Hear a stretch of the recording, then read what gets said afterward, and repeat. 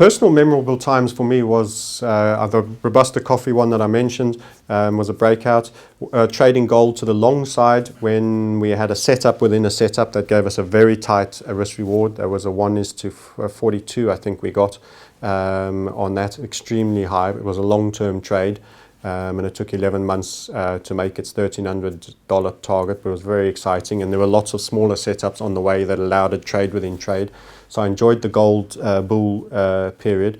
I had a fabulous setup on the downside that we took a very quick $270+ move out of, which was huge. And I had all my board on the virtual private network were very excited about it and had taken it as well. So it was really fun because I had all my traders trading my strategy, all making money simultaneously, and substantial because it was a nice tight pinch. We had a pattern within a pattern as well with that. So it was very high risk reward. Enjoyed that and enjoyed the teamwork of that.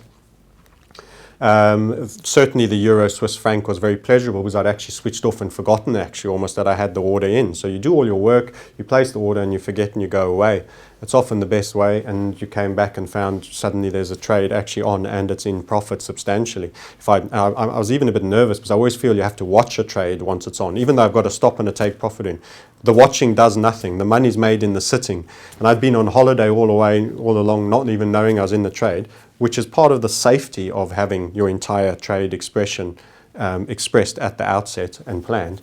But I still feel like I need to watch it. I must check the P&L. And I thought, wow, that's the sales position. That's how much I got in there. Wow, I should have been watching that.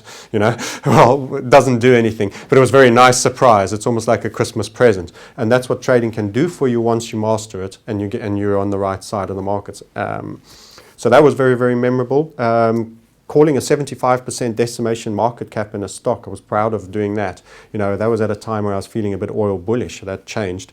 And I was trading a fund, and the people that were fundamental saying you're crazy, and they were long, and they kept trying to shake me out of my position, and they made me more and more resolute to stay in it. So I actually had the pleasure in that people doubted me that I could look at a chart and actually say something that was £1.2 would actually trade at 29 pence, and that was a feasible prediction.